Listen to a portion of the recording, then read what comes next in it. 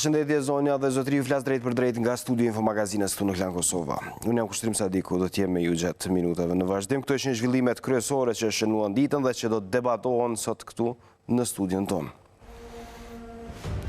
Kryeparlamentari Kadri Veseli ka thirrur për të hënën mbledhjet kryesisë së kuvendit për mbajtjen e seancës plenare për shpërbërjen e parlamentit. Për këtë është njoftuar edhe ambasadori i Shtetit të Bashkuara Philip Kosnet.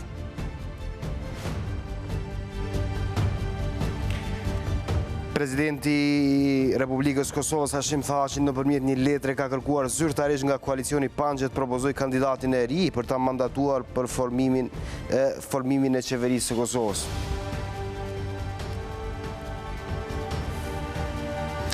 Liga Demokratike e Kosovës ka përfunduar takimin e rëndësishëm të kryesisë së ngushtë. Sipas nënkryetarit Lutfi Aziri, gjithçka është gati të arrihet marrëveshja, teksa Klan Kosova mëson se emri i konsenzusit, siç ka raportuar dje, është Isa Mustafa. Presidenti i vendit Hashim Thaçi ka dërguar një letër bartësit të koalicionit fitues të zgjedhjeve të 2017-s. Kadri Veselit, përmes të cilës i ka kërkuar zyrtarisht koalicionit PAN që të propozoj kandidatin e ri për ta mandatuar formimin e qeverisë së Kosovës. Në letrën e fjalë theksohet se si koalicion që kanë fituar shumicën e nevojshme në kuvend për të formuar qeverinë, kanë të drejtën e propozimit të kandidatit të ri për të formuar qeverinë. Sipas procedurave kur të caktohet mandatari, pas propozimit të partisë politike ose koalicionit që është shumicë në kuvend, duhet që kandidati i ri për kryeministër jo më vonë se 15 ditë pas emërimit të paraqet përbërjen e qeverisë së re nga kuvendi i Kosovës dhe të kërkoj miratimin nga ana e tij. Nëse ajo përbërje e propozuar e qeverisë nuk merr shumicën e votave të nevojshme, presidenti brenda 10 ditësh emëron kandidatin tjetër sipas të njëjtës procedurë. Nëse as herën e dytë nuk zgjedhet qeveria, atëherë presidenti shpall zgjedhjet që duhet mbahen jo më vonë se 40 ditë nga dita e shpalljes së tyre. Por ka qenë Kadri Veseli, kryetari i Partisë Demokratike të Kosovës dhe i kuvendit të Kosovës, i cili i ka kthyer përgjigje presidentit Hashim Thaçi në letrën që ky i dyti i dërgoi sot për t'i kërkuar nëse ka propozim tjetër për mandatar të qeverisë. Veseli ka publikuar një deklaratë në rrjetin social në Facebook, përmes së cilës ka njoftuar se nuk do të ketë mandatar të ri brenda PAN-it. Ai po ashtu theksoi se në cilësinë e kryetarit të kuvendit e ka thirrur mbledhjen e kryesisë për të hënën e në të cilën do të diskutohet për shpërndarjen e kuvendit. Kam thënë dhe e përsëris, zgjedhjet janë të pashmangshme dhe janë në interes të Republikës së Kosovës. Partia Demokratike e Kosovës, si gjithmonë edhe tash e në të ardhmen, i beson fuqishëm legitimitetit qytetar, citohet këtë deklaruar Kadri Veseli. Ai ka shtuar se qytetarët e Kosovës meritojnë një qeverisje të re që punon për zhvillimin e hovshëm ekonomik, që lufton korrupsionin pa kompromis, që u ofron perspektivë të rinjve në Kosovë, që garanton mundësi të barabarta për gjithë dhe që sjell më shumë të reja e të rinj ndërmarrës e intelektual në lidershipin institucional për ndryshime të mëdha që janë të domosdoshme, citohet këtë Kadri Veseli, kryetari i kuvendit të Kosovës dhe lideri i Partisë Demokratike të Kosovës. Ai në ndërkohë ka takuar edhe ambasadorin e Shteteve të Bashkuara të Amerikës Philip Kosnet, të cilin e ka njoftuar rreth zhvillimeve të reja dhe rreth iniciativës së tij për të shpërndar kuvendin e Kosovës, teksa subjektet politike ende nuk kanë dhënë ndonjë shpjegim të qartë se si do t'i përgjigjen ftesës së Kadri Veselit që të hënën realisht kryesia të vendos për një seancë për vetë shpërbërje të kuvendit të Kosovës, gjë që do të çonte më tutje procesin e zgjedhjeve të jashtëzakonshme në vendin tonë.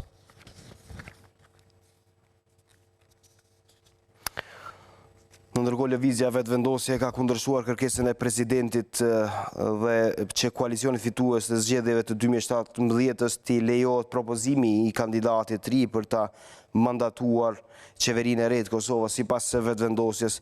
Me këtë presidenti po synon që të rikthejë pozicionin e Panit dhe t'ia japë edhe një mandat. Ndërkohë që shefi i grupit parlamentar të Nismës për Kosovë Bilal Sherifi ka drejtuar një kërkesë dy partive tjera opozitare.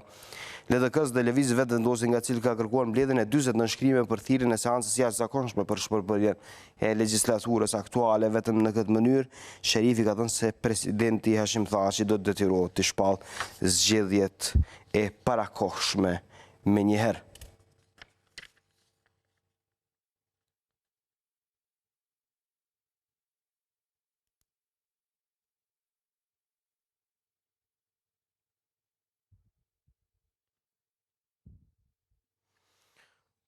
Ndërkohë, kryeministri në largim Ramush Haradinaj ka patur një deklarim rreth situatës më aktuale politike para momentit që të dihej se Kadri Veseli ka ftuar kryesinë e kuvendit të Kosovës që të organizojë një seancë jashtëzakonshme për shpërbërjen e kuvendit. Ai gjatë homazheve të cilat i ka zhvilluar në Ana Morav ka komentuar situatën aktuale. Le ta ndjekim deklaratën e tij.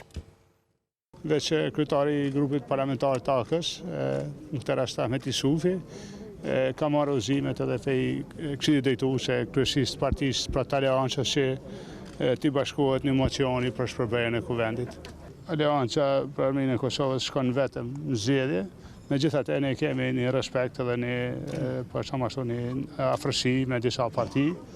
Kemi folë edhe për nishmen, për PSD-n, për AKR-n, pra jemi të hafur, po aleanca shkon vetëm në zgjedhje.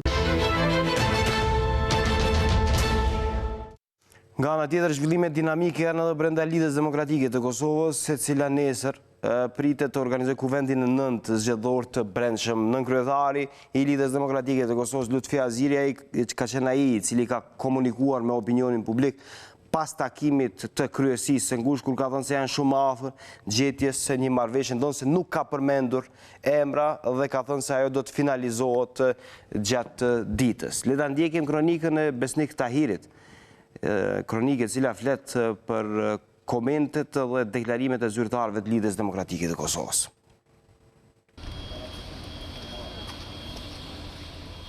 Enigma e quajtur kryetari i partisë të bëjë edhe të premten. Veç tashti për ta zgjidhur atë, leadershipi i LDK-s u mbledh me mëngjes. Diskutimet rreth asaj se kush do jetë kandidat për kryetari i këtij subjekti politik zgjasin e me gjas janë edhe të zërshme. Prandaj pauzat janë të domosdoshme. Në tavolinë, siç u mësua, nuk është vetëm një opsion. Kryesori është ai që pretendon ta bëjë liderin aktual Isa Mustafën, kandidatin konsensual për ta udhëhequr sërish partinë.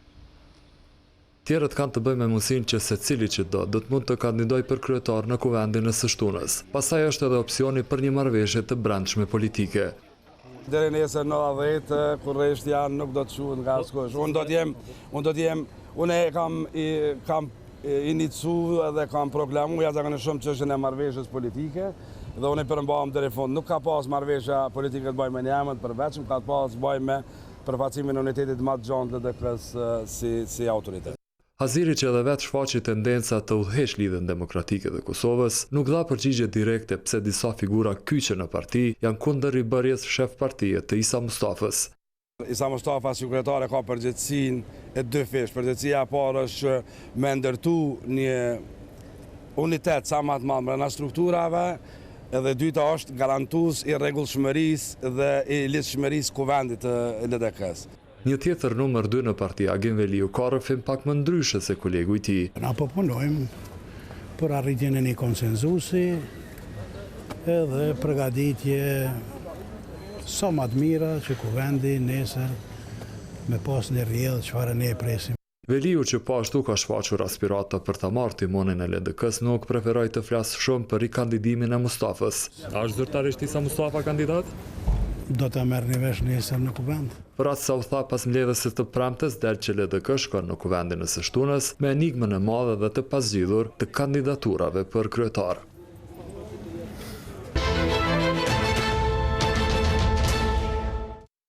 Zhvillime dinamike në më shumë sfera përsa i takon gjithë politikës kosovare, fillimisht Thaçi që kërkon mandatar të ri nga Pani, më pastaj Kadri Veseli i cili thret takimin e kryesisë që të shpërbëhet kuvendi i Kosovës të shkohet në zgjedhje, përderisa LDK kërkon liderin e ri që sipas gjitha gjasave pritet jetë Isa Mustafa, sipas një konsenzusi edhe për cilin kishte raportuar Klan Kosova edhe një ditë më parë. Megjithatë detajet pritet të shpalosen gjatë ditës së nesërme, kur edhe antarësia e Lidhjes Demokratike ose delegatët e Lidhjes Demokratike të Kosovës do të kenë mundësi që të votojnë për organet e reja të subjektit politik më të vjetër në vend. Në studion e Infomagazinës jam bashkë me zotin Faton Abdullahu, opinionist nga krajmi majt. Zotin Abdullahu, mirë se erdhe në studion e Infomagazinës.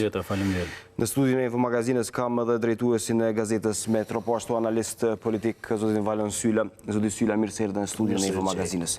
Dinamike e madhe, java ardhshme pritet të na nxjerrë goxha shumë zhvillime. Nëse i referohemi kërkesës e Thaçit, pastaj vendimit të Veselit, cilin e kishte komunikuar bashkë me ambasadorin e Shtetet Bashkuara Filip Kosnet, deri tek Lidhja Demokratike e Kosovës. Por në raportin Veseli-Thaçi, çfarë po ndodh? Po nga ajo që përshihet është që presidenti Thaçi nuk ka çare pa i kryer procedurat e përgjithësisë së postit presidentit dhe ato që janë vesh kushtetuta e Kosovës, që është që t'i shterë të gjitha mundësitë para se ta çojë vendin në zgjedhje. Kjo në shikimin e parë mund duket se pozicioni për t'i ofruar Panit mundësi për të krijuar qeveri dhe në anën tjetër pozicioni i Panit për që kërkon menjëherë shpërbërjen e kuvendit, pra nuk është një, edhe pse mund të duket si një konflikt, është përcjellje e procedurave. Kuvendi nuk mund të shkojë drejt shpërbërjes pa ju ofruar zyrtarisht apo siç e kërkon edhe mandati i presidentit, cili mundësi ndoshta ka zgjedhje përpos zgjedhjeve. Nga partia që i ka fituar zgjedhjet e fundit, koalicioni PAM, pra disa partia të Nisma, AK dhe PDK, nuk janë të interesuar, nuk ka shihet që ato tri partitë më dhanë nuk e kanë më as ellanin, as bashkëpunimin e as dashurinë e luftës dikur, ashtu siç e proklamonin në fushatën e tyre zgjedhore, që të vazhdojnë tutje dhe i bie që pan s'ka më. Që nuk ekziston pane, as qëndrimi i bashkuar, përkundrazi do të thotë mendoj që marrëdhëniet PDK dhe AK janë mjaft larg tash. Kjo i bie që zgjedhjet janë afër. Nëse dakordohen grupet parlamentare në aty që shkojnë kuvend, por duke u shterur edhe mandatet kushtetuese. Kjo periudhë procedurale për 45 ditëve, 45 ditëve, cilën presidenti thotë që mund ta çojë deri në fund, duke që do të kputet më herët dhe do të dihet së paku një datë saktë për zgjedhje, dhe do të dihet natyrisht edhe fati i marrëveshjes apo i vijës bisedimeve me Beogradin, që mendoj që është ende në top agenda dhe askush në këtë kohën e zgjedhjeve nuk po e përmend. Zoti Abdullahu, thirrja e zotit Veseli tek subjektet politike që të veprojnë. Pra nga kryesia të caktojnë një seancë për ta shpërbërë kuvendin dhe për të shkuar në zgjedhje. Nga ana tjetër, presidenti e kërkon mandatarin e ri në kuadër të Panit. Shqyqone, janë disi duken që janë konfrontim njëra me tjetrën. është bërë njëra heret, apo është bërë vetëm formalisht thënë thjesht për me lagohen kjo kërkesë e presidentit, apo është e hershme kjo tjetra, apo sidoqoftë bjen bërë brenda një ditë edhe si duket janë konfrontim njëra me tjetrën, e kam vështirë ta spjegoj të shoh se ku e kanë hallin, pse bëjnë një gjë të tillë, pse nuk janë koordinuar më herët, ndoshta për mos shkaktuar një konfuzitet në base të tillë që mund shkaktoj edhe vonesa të tjera, por unë konsideroj që është e udhës, tashmë ka humbur, si kundër tha dhe Valoni, që çdo sens të shkohet ka ajo që ky koalicion të vazhdoj tutje, bile aq është i përqar, aq shumë ka marrëveshje, ka dëshmuar edhe sa ishte në pushtet kuptimin e mirëfill që nuk mund të bëj punë të mëdha për cilat ka ardhur, dhe gjëja më e mirë që mund të bëhet është që të shkohet sa më shpejt në zgjedhje. Dhe në këto rrethana zgjidhja më e mirë është zgjedhje, të shkohet sa më shpejt. Ka një marrëveshje të përgjithshme, mund të thuhet, kuptimin që ka pajtim që të shkohet në zgjedhje, dhe konsideroj që është e udhës të shkohet sa më shpejt. Mirë, a është rrim i mjetëve kushtetuese, kjo çfarë po e bën zoti Thaçi, presidenti i Kosovës, apo ka një përplasje ndërmjet Thaçit dhe Veselit për idenë atë shkohet në zgjedhje ose të provohet të arnohet diçka në kuadër të gjitha subjekteve politike? Pashë që nëse analizojmë, tani presidenti Thaçi mbase mundohet edhe të krijojë përshtypjen se është përfaqësuesi asaj qasjes që ne duhet të bëjmë sa më shpejt dialog me Serbinë edhe në bashkëpunim me partnerët tanë ndërkombëtar, të cilët gjithsesi na thonë që të ngutemi. Dhe nga ky vështrim mund duket se ai është pragmatik dhe kërkon që të mos shkohet ndoshta në zgjedhje, por që të shtjerën mundësi tjera dhe të bëhet diçka tjetër me aludimin apo me atë që të lënë të kuptohet se ne dëgjojmë atë çfarë po na thon partnerët që sa më shpejt shkohet në zgjedhje, në dialog me Serbinë e jo një zgjedhje. Gjë që unë konsideroj se nuk do duhet ishte kështu, nga se është më mirë që të shkojmë në zgjedhje. Është më shumë pragmatike për shumë arsye që besoj i diskutojmë tani. Po, ka reagimet shumëta nga subjektet politike lidhur me paralajmërimin e zotit Veseli, është Dardan Molliçi, i cili thotë është lajm shumë i mirë që kuvendi po shpërbëhet, vendi po shkon në zgjedhje pa qartësive, shpifjeve, propagandave, po ju vjen fundi. Kosovës i duhet ndryshimi dhe i duhet sa më shpejt PSD të jetë subjekti i fuqishëm që do ta ndikojë këtë ndryshim. Barazia, mirëqenia, zhvillimi ekonomik do t'i zënë vendin ke qeverisjes e populizmit. Nga ana tjetër, Bilal Sherifi nga Nisma Social-Demokrate kishte ftuar subjektet politike LDK-s dhe vetëvendosur që të mblidhen në nënshkrime dhe që të përshpejtohet, apo i bie këtu që edhe po kërkohet merita me një farë forme se kush peçon vendin në zgjedhje. Mos harrojmë që Nisma e kishte bërë këtë herën e kaluar. Mendoj që gjitha partitë politike, përjashtu këto të opozitës që ndoshta ndihen më të freskuara për zgjedhje, këto që kanë qenë koalicion apo që kanë qenë paterica të koalicionit PAN, në mënyrë ose tjetrën nuk ju konvenojnë zgjedhjet.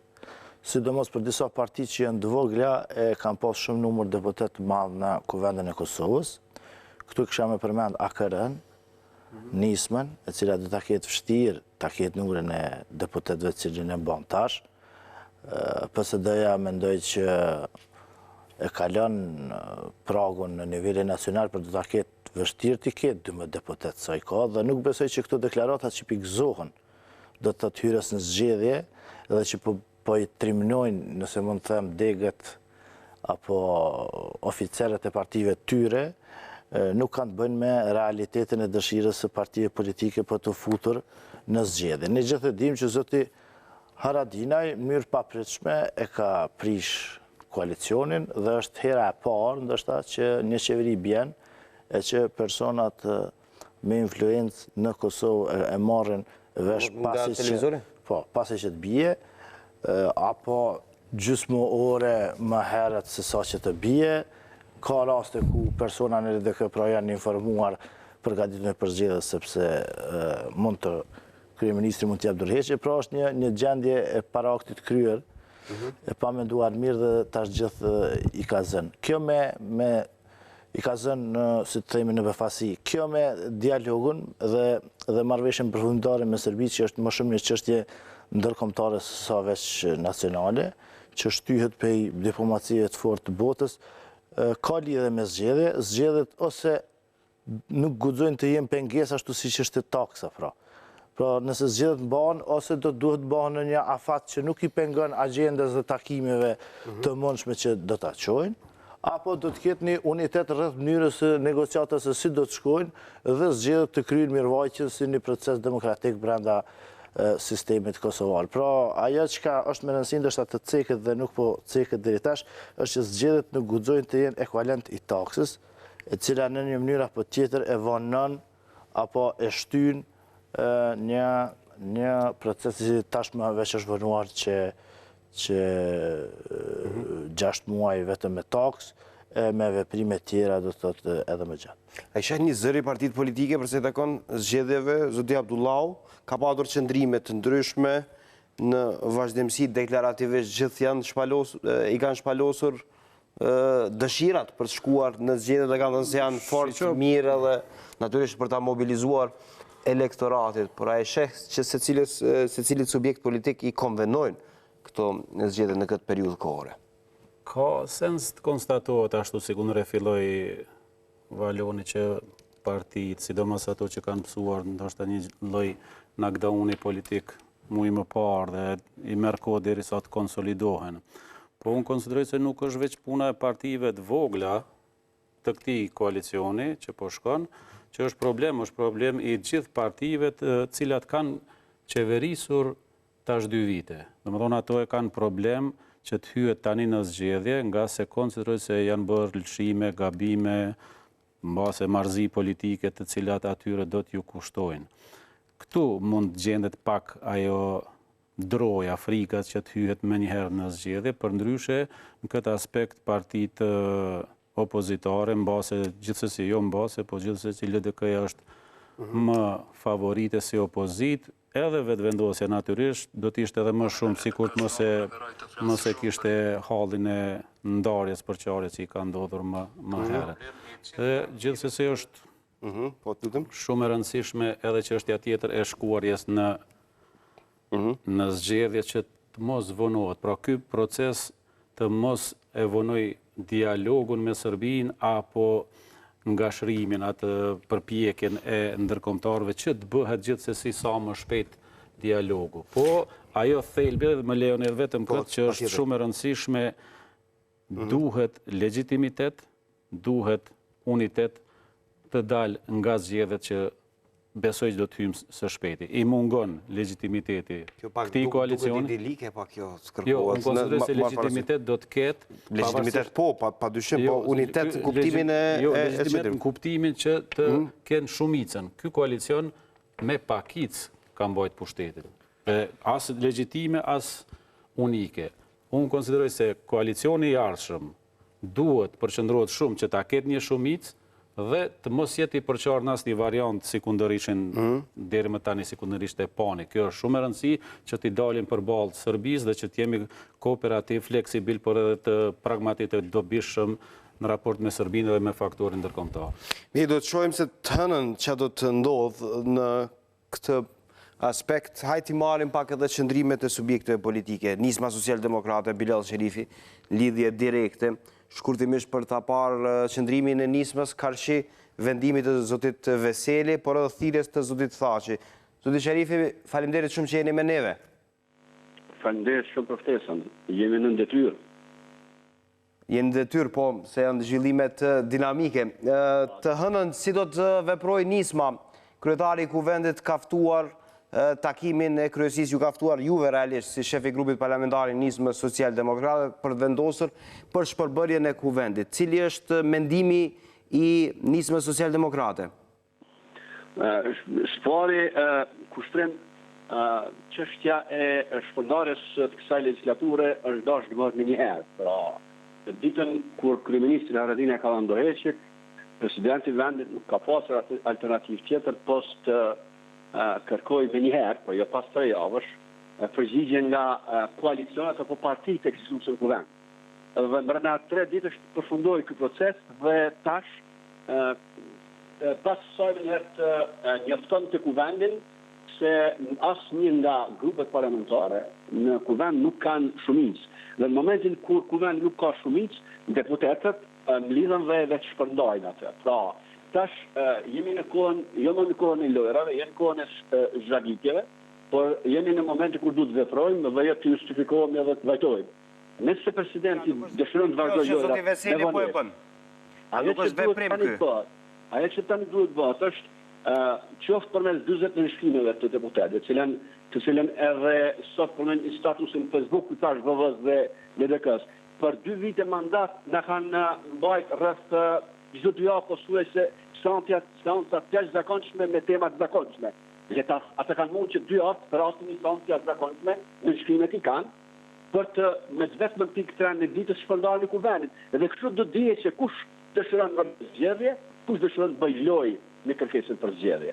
Tani, mirë që ka ftuar kryetari i kuvendit kryesin, u shpresoj që të gjitha partitë politike, sepse nisma gjithsesi do të mbështes idenë e vetë shpërndarjes të kuvendit nga 80 më shumë deputet. Pra nisma, gjithë në anë do të mbështes, do të kërkojë dhe do të insistojë, do të ofrojë spari votat e saja e deputetëve të saj që në seancën e radhës kurrë që e të mbahet, kurrë që kryesia vendos ta mbajë, të votoj për shpërndarjes kuvendit, apo për shpërndarjes kësaj legislature, sepse kuvendi do të jetë aty edhe kur të shkojnë të 120 deputet të shtëpia. Pra, vendi nuk shpërbëhet, shpërndahet legislatura. Zoti Sherifit, faleminderit për qëndrimin që e dhat të nismës social-demokrate. Faleminderit shumë edhe juve për ftesën dhe uroj që të gjithë vërtet pa përjashtim, gjitha partitë politike të jemi unik rreth kësaj që mandatin t'ia kthejmë sovranit, sepse qeveria nuk kthen mandat tek sovrani. Sovrani për qeverinë është kuvendi i Kosovës. Kuvend ndërsa populli i Kosovës, qytetarët e saj, votuesit janë sovrani për deputetët. Ne me 80 vota e më shumë mandatin që ne ka dhënë sovrani ja kthejmë sovranit dhe sërish e kërkojmë. Aq sa të na jep, sërish, prapë do të kthehemi aty në atë. Shohim se çfarë do të ndodhë, na pret një situatë dinamike. Faleminderit edhe një herë, zoti Sherifi. Gjithë mirat. Zoti Sherifi thotë kushdo që e bën këtë, kushdo që e merr këtë iniciativë duhet të shpërbëhet kjo legjislaturë, të shkohet në zgjedhje. Nëse mendoj që secila parti politike ka qëndrimin e vet, natyrisht që partitë e mëdha kanë ndoshta arsye më të madhe legjitime në bazë të numrave që mbajnë në kuvendin e Kosovës që qëndrimi i tyre të pyetet më shumë se i këtyre të voglave, ndoshta që nuk e kanë dëshirën për zgjedhje, për pa ushtruar të gjitha mundësitë kushtetuese jo, pa ushtruar të gjitha mundësitë, do të thotë nuk mund të merret vendimi tash përsëri se pishkohet Ramushit pa i treguar kërkuj apo nismës për jo hekan zgjedhje. Pra edhe kjo është një mënyrë pjesa arbitrare, por do të shihet nëse të gjitha partitë qenkan, atëherë mund të shkohet në zgjedhje. A është për kjo për zgjedhje? Besoj që Kadri Veseli, kryetari i PDK-s, është mjaft i zëshëm. Bile mendoj që pe tepron me kërkesën për zgjedhje. Sido që të jetë, mendoj që skeptik për zgjedhje nuk jam PDK, LDK dhe vetëvendosje dhe AK. Mendoj që këto parti pritojnë të hyjnë zgjedhje, por nuk mund të jenë kundraj, ndërsa mendoj që më të vështirë do ta kenë PSD nisma dhe këta që pi trumpetojnë sovran. Mirë, cila është gjendja e lidhjes demokratike të Kosovës nga këndvështrimi juaj, zoti Abdullahu, duke ditur që janë duke u marrë me procesin e brendshëm zgjedhor dhe është dyfish angazhim ky në fakt në këtë moment. Është gjendje jo fort e zakonshme në kuptimin e pasjes së këtyre dy cilësive, karakteristika me cilat po ballafaqohet edhe gjetjen e kryetarit, zgjedhjen për kryetar, edhe faktin tjetër që duhet, po qëndrimi i dytë, kjo që duhet edhe tani ta thot, besoj se kanë thënë deri tash në aspektin edhe deklarativ zyrtar se LDK-ja është për zgjedhje, ka qenë mënyrë të vazhdueshme si parti më e zëshme, më e madhe opozitare dhe konsideroj që bile në një farë mënyrë fakti se shumë shpejt do të shpërbëhet parlamenti, edhe jemi gjithë vetëdijshëm se çfarë po na pret në të ardhmen e afërt, i bën gjithë ata delegat të LDK-s, 355 prej tyre që të jenë shumë të vëmendshëm, që të veprojnë të vendosin në mënyrë institucionale, edhe ta gjejnë një kryetar për cilin do të mirën vesh dhe ta afrojnë atë si zgjedhje e mirë. Se do flasim veçanërisht për këtë, sepse situata në lidhjen demokratike të Kosovës, po natyrisht. E ndërlidha me faktin që kjo situatë, jo e vendosur, po jo fort e zakonshme, i bën edhe më të përgjegjshëm ata që do të votojnë nesër për kryetarin e LDK-s, apo nëse nuk është kështu, i bën shumë të për t'i fajsuar ata dhe gjithë procesin që nuk do t'a gjenin një kryetar me marrëveshje. Të ma konfirmoj regjia nëse kemi ndonjë lidhje tjetër për patur qëndrim të subjekteve tjera politike, jo nuk kemi, atë le të kalojmë tek lidhja demokratike e Kosovës me që e hapi zoti Abdullahu, një situatë në lidhjen demokratike të Kosovës kur po kërkohet një konsenzus, burime thonë se konsenzusi e ka emrin Isa Mustafa, kryetari aktual i lidhjes demokratike të Kosovës, që do të plotësohet me ndarje detyrash edhe tek nënkryetare, tek zyrtarët tjerë, qoftë kandidatura për kryeministër, do të tentohet gjendet një zgjidhje dhe një gjithë përfshirje edhe gjeneratave, edhe rajoneve, por edhe fuqisë elektorale. Si e sheh situatën lidhjen demokratike? Nga burimet që i kemi, do të thotë deri tash, me konsultimit me antar mrena kryesisë në LDK aty, shihet qartë që do të jenë deri në fund 2 kandidatura. 2 do jetë. Vjosa Osmani nuk do të jetë kandidate, pra kjo është ndoshta risia që vlen të theksohet për këtë ditë, ndërsa shihet qartë një pozicion më i përafruar i Lutfi Azirit, Agim Veliut, Rrugovës nga Istogo, antarëve tjerë të kryesisë për një marrëveshje uniteti. Kjo është ajo çfarë kam mundur që të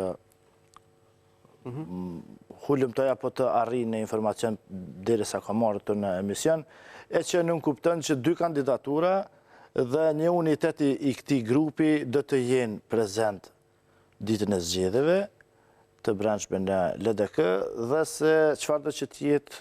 Dhe nga anash do provoj Fatmir Sejdiu që ta sfidoj unitetin, konsenzusin, sepse ka thënë, ja pak momente më parë kemi në një komunikim me Klan Kosovës, thotë Fatmir Sejdiu nuk ka kandidat konsensual për zgjedhjen e kryetarit lidhjes demokratike të Kosovës. Jo, unë nuk jam pjesë e këtij konsensusit për folur, qëndrimet e mia lidhur me kandidaturën time i kam shprehur edhe publikisht dhe për këtë e kam njoftuar edhe kryetarin aktual, zotin Mustafa, takimin e dieshëm dhe kryesinë qendrore.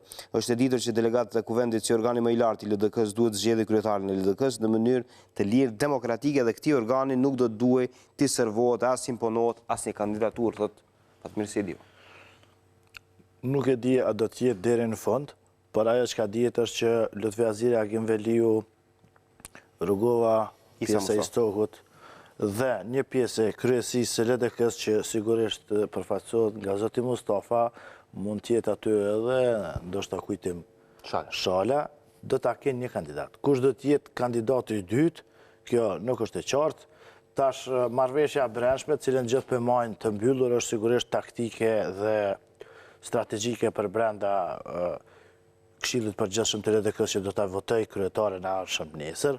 A do të jetë Lutfi Aziri, a do të jetë Agim Veliu, apo a do të jetë Isa Mustafa kryetari, apo kush do të jetë kandidati për kryeministrin nesër, se si ka ardhur deri te kjo marrëveshje uniteti, nga ajo që kam dëgjuar, ato që përshtyn tash, është që nëse nuk i fiton zgjedhjet, tërheqja ty ofrohet me njëherë brenda një afati një vjeçar.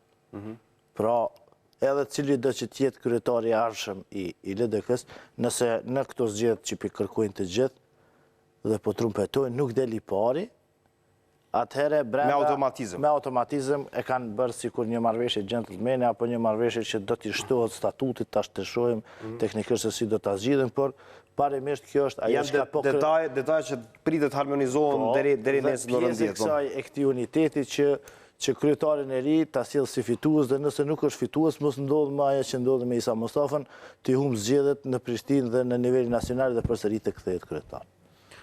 Zoti Abdullahu, a e sheh afër konsenzusin brenda lidhjes demokratike të Kosovës? Nuk është zyrtarizuar ende, por emri i zotit Mustafa duket që është më shumë nga insistimi i një pjesë të kryesisë sesa nga dëshira e tij për të qëndruar në kryet lidhjes demokratike të Kosovës.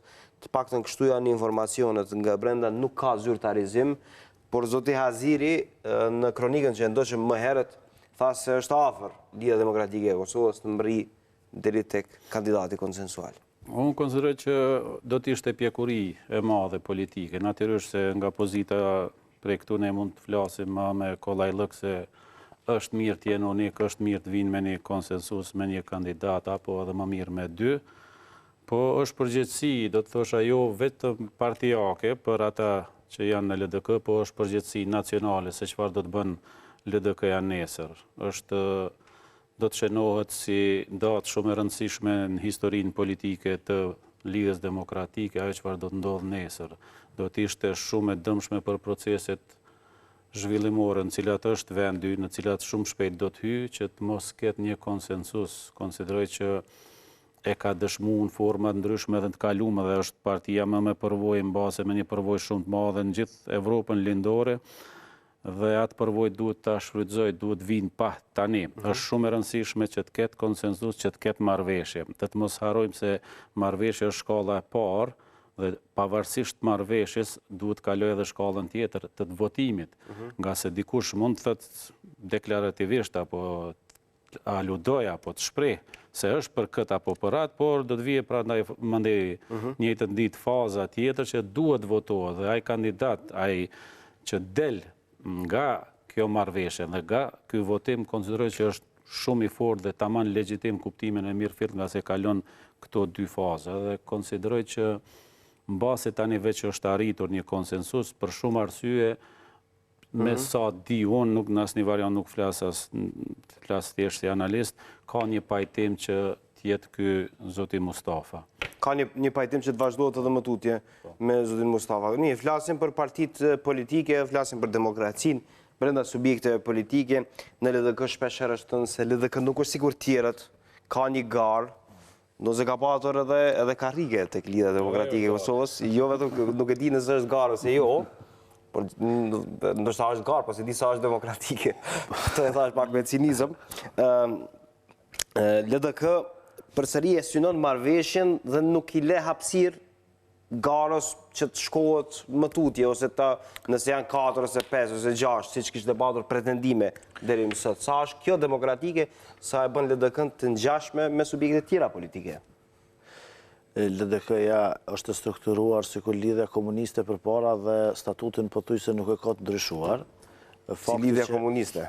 Lidhja Komuniste e Kosovës. Kjo ishte pak... është vitit hershëm historik, dhe thot po flas për vitin e themelimit LDK-s nga viti... Jo, po do me thonë ishte e rënda. Jo e rëndë, është si struktur, pra në LDK ka aktive, ka në ndeg dhe ka deg. Se besoj që vetëm mund dhe ishte apë po tjetër. Besoj që ka aktiv, është me statutin pra ka aktiv, ka në ndeg dhe ka deg, që është total struktur si ka qenë Lidhja Komuniste e Kosovës, dhe ai statut pastaj është ndruar në një lidhje demokratike dhe kjo dihet. Për gjenotat e reja kjo duket që sharake, sepse nuk e mbajnë men lidhjen komuniste, por sot i thojnë aktive, por nuk e dim pse i thojnë aktive. Se është i aktivizmit politik, do të e mbajnë men zoti Abdullahu sigurisht. Tash, pse do të ketë marrëveshje në këtë sistem, është se është sistem klasik i statutit partijak. Marrëveshje se këtu e pat një reagim Abdullahu dhe të dua ta inkuadroj në debat. Abdullahu, krahasimin që e bëri zoti Syla. Totalisht nuk qëndron, edhe jo që të shpjegoj, se thash po po shpjegoj. Zveni për familjes komuniste, po realisht partia LDK është komplet e organizuar nga Lidhja Komuniste, aktivet veç që mbajnë në Lidhjen Demokratike. Bile dalet e para për LDK-s në atë kohë kanë qenë për këtë arsye. Për kjo histori është teknikalitet. E moj me në mirë shumë se këtu kanë qenë. Po interpretimin si kundër po e bëj. Atë çfarë konstatut ju, që i revoltut shumë qytetar, edhe aktivist, edhe të tjerë që jetë edhe rrugovist, po unë po mundohem ta spjegoj pse nuk qëndron. Faktikisht, Lidhja Demokratike është lëvizja politike e par antikomuniste në hapësirën shqiptare, dhe i jo vetëm në hapësirën shqiptare, jo po flesh se strukturalisht për aspektin teknikën jo, se duhet me tregu. E tregova, jo vetëm në aspektin. Tash janë pas këtë nisë me his zgjedhje, tash janë nisë me fola. Se moment se e prap më riti, nuk e din çysh është organizu Lidhja Komunistëve në atë kohë, s'ka kurfar lidhje me këtë që po organizimi i degëve dhe ndegëve dhe aktivëve. Por flisni për struktura komuniste.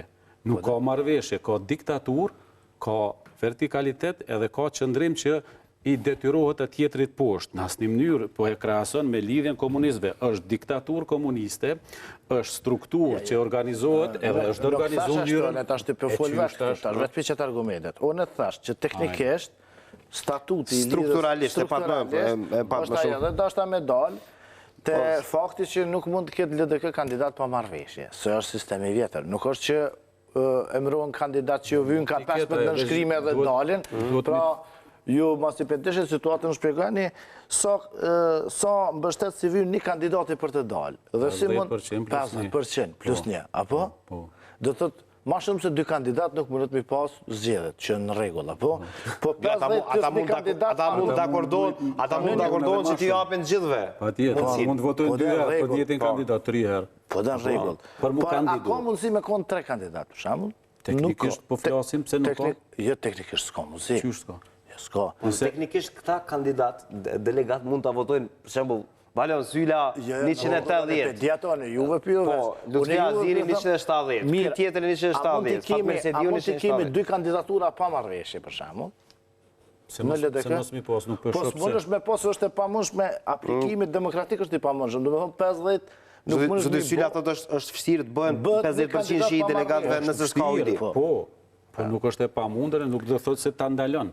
Jo me ndalu se ndalon. Ma shumë se 2 kandidat, ma shumë se 2 mundesh mi pas. Ajo merr mendja që ka me pas, po mendoj, ma shumë se 2 kandidat. Me informatat që ka mune, do t'jetë marrëveshje. Vetëm një kandidat. Nuk jam i sigurt. Do të presim se para gjykim është me thonë po jo, po konsideroj, se jam i sigurt që do të ketë një kandidat me marrëveshje që unë personalisht e konsideroj se duke pasur parasysh. Gjitha rrethonat është vitale që tani për tani të ketë një marrëveshje për të pas parasysh çfarë po e pret Kosovën në shumë aspekte. Edhe po të jetë një kandidat tjetër, jo zoti Mustafa, duhet jetë ai që i plotson disa karakteristika, sidomos ato në raport me faktorin ndërkombëtar, në raport me Serbinë, në raport me vendorët, në raport me përvojën sa e ka, cilën e ka, duhet i plotsoj disa kushte që... A e shon në fitore Isa Mustafa, lidhjen demokratike të Kosovës, kur po flasim në këtë situatë, kur duket që zgjedhjet janë shpejt?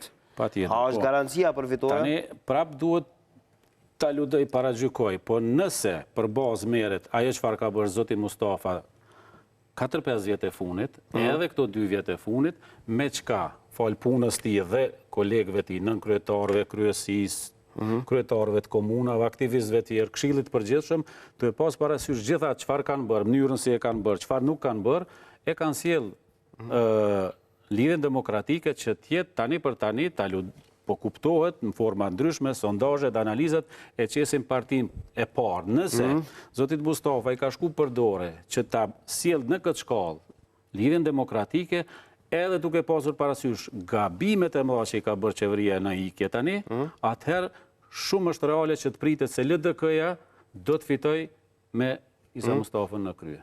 A mund të fitoj LDK-ja me Isa Mustafën në krye, zoti Syla? 2 herë s'ka fitu. Po mund, si pas sondazheve që është momentalisht prin LDK-ja, është e vërtet, dhe për prin në disponimin e muajit para 2 muajve, cili muaj përbjen, muaj maj. Prill-maj është aty dikom. Maj, është dhe të disponimi i sondazhet fundit që është dzirë kështu ma këtë debet, që qëtë LDK-n për para.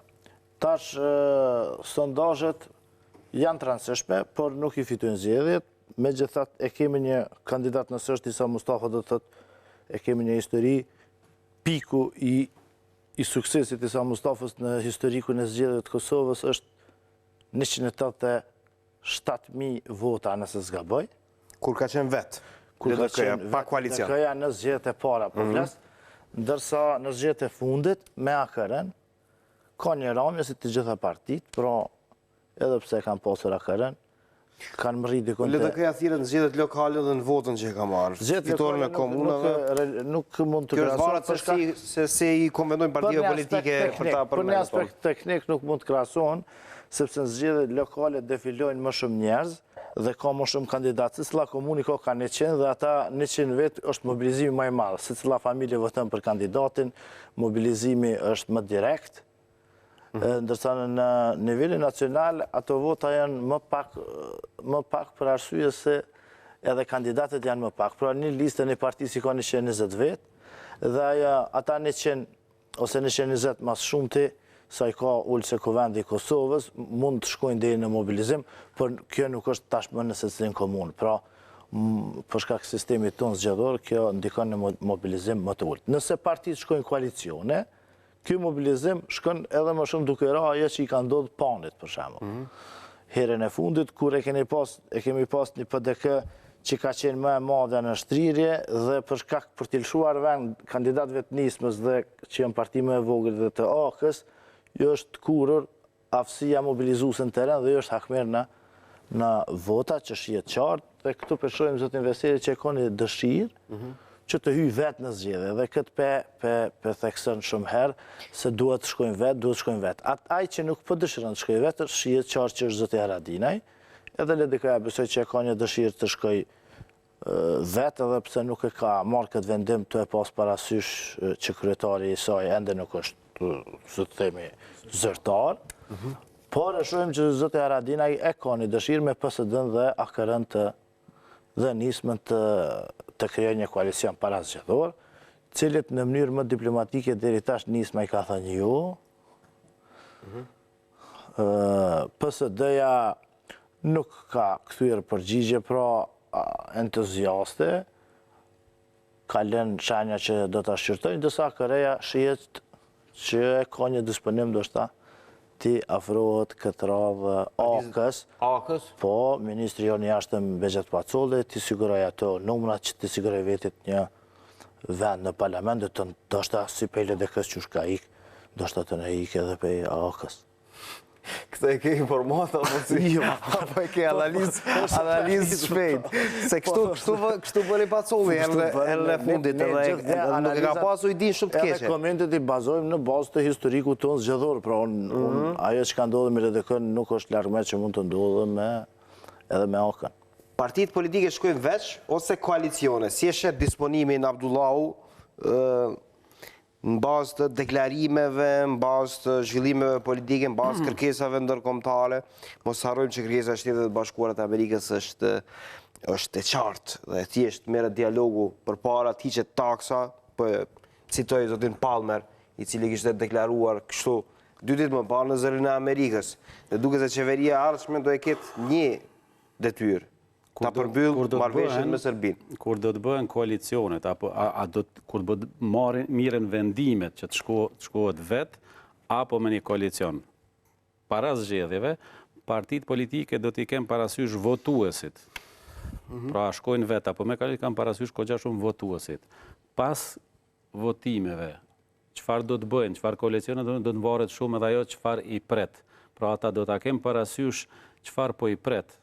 Çfarë duhet nënshkruajnë, çfarë duhet miren vesh, si do të bëjnë me dialogun me Serbinë, dhe kjo mund t'i diktoj. Kjo karakteristik mund të ndikoj në kalkulimet e tyre politike, ku besoj që edhe partnerët tanë ndërkombëtar mund të kenë ndikim duke bërë sugjerime se çfarë duhet bëjnë, çfarë lloj koalicionesh që të kemi legitimitet, se është shumë e vështirë të krijohet një legitimitet i mirëfill, një unitet për të dalë përballë Serbisë dhe për të vendosur për çështje që unë konsideroj se do të jenë edhe të dhimbshme, edhe shumë të rëndësishme.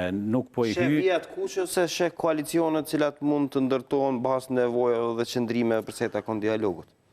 Dialogu do të jetë një nga... Shembull është folur LDK-VV mund shkojnë përpara në një koalicion parazgjedhor, pastaj kanë dalur 2 figurat më të rëndësishme të Lidhjes Demokratike të Kosovës, zoti Haziri dhe zoti Veliu, cilët e kishin hedhur poshtë me një farë opsioni. Edhe po e kanë lënë edhe të hapur mundësi nga ana tjetër. Po nuk është hedhur poshtë as një koalicion i mundshëm, shembull një bashkëpunim me PDK-n.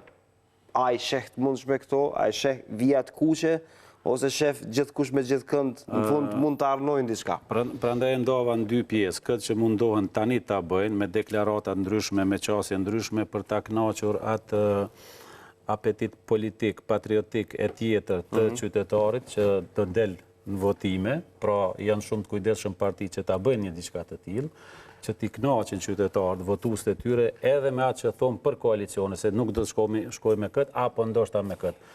Por pas koalicioneve, gjërat mund të ndryshojnë. Jemi në hall të madh, si Kosovë, si vend.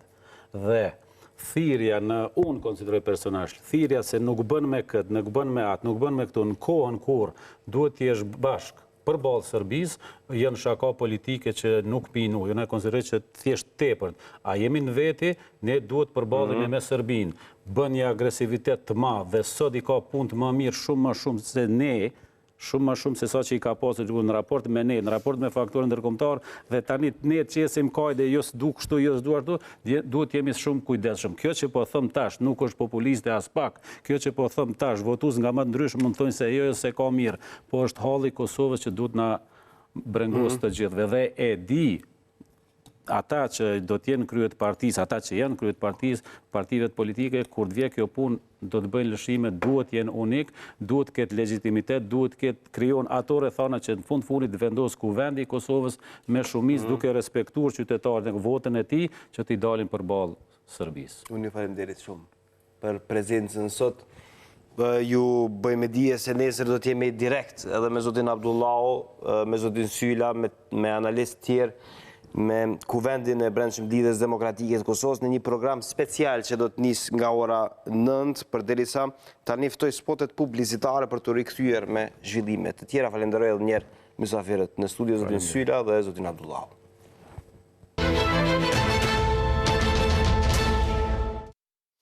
Rikthehemi krejt për kronikën e fundit për jo nga rëndësia, marrë parasysh se sonte nis festivali Sunny Hill, një festival ku pritet të defilojnë yje të muzikës botërore si Miley Cyrus, Calvin Harris, shumë artist vendor dhe një pikpyetje nëse do interpretoj Dua Lipa kësaj radhe, ose ajo është paraqitur bashkë me prindin e saj në një konferencë për medje para nisjes së këtij festivali, me cilën e mbyllim edicionin e sotëm të Info Magazinës.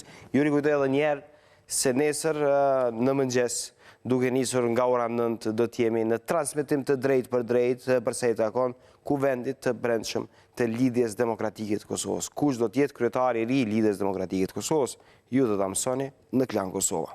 Mirëmbëngjes. Erdhi për Sunny Hill. Por Dua Lipa e la enigmë nëse do të performoj para publikut kosovar në edicionin e 2 të festivalit më të madh të muzikës. Mas pari pyetjen e parë. Se di. Megjithatë, në konferencën me gazetarët para nisjes së Sunny Hill, familja Lipa ka një surprizë. Dua bashkë me babajnë duka gjinin treguan se Sunny Hill Foundation së bashku me komunën e Prishtinës do të investojnë 150.000 euro për realizimin e projektit Sunny Hill Academy. Që ajo ka një ëndër për neve shumë e madhe, shto që tash që shohim që po bëhet realitet, shumë po ndina krenare, edhe që po mundem sa të me bo këtë nënshkrimin. Duka Gjin Lipa tha se qëllimi i këtij fondacioni është që Prishtinës t'i kthehet shpirti i muzikës. Të kemi një hapësinë, e cila do të jetë në shërbim të trive kosovar, shqiptar, dhe në mënyrë që ta kthejmë në kadal atë frymën artistike të cilën ndoshta fëmijët e Prishtinës dhe fëmijët e Kosovës e kërkojnë. Tejet i kënaqur për nënshkrimin e marrëveshjes u shpreh kryetari Shpend Ahmeti, i cili deklaroi se një pjesë të objektit të ish ASK-s do ta japi në shfrytëzim për shkollën e muzikës Kosova dhe një pjesë për Sunny Hill Academy. Mëtej Ahmeti tha se Dua është ambasadorja më e mirë e Prishtinës. Shumë njerëz edhe për shkak të festivalit e bëjnë pyetjen se ku është kjo Prishtina që po vjen edhe Dua Lipa dhe Miley Cyrus edhe Calvin Harris edhe Gashi edhe krejt këto emra yje botërore, dhe krediti kryesor i shkon organizatorëve të festivalit, Duas, Dugit, gjithë ekipit që e bëjnë të mundshëm që për disa ditë kjo të jetë një kryeqendër kulturore në Ballkan edhe më gjerë. Bile kreu i Prishtinës njoftoi se për shkak të festivalit traditor nuk kanë mbetur as dhomat e lira në hotelet e kryeqytetit. S'ka më dhomat hotelit deri me 5. Miley Cyrus, Calvin Harris, Gashi si dhe shumë artistë të tjerë vendor dhe ndërkombëtar do të performojnë në parkun e Gërmisë.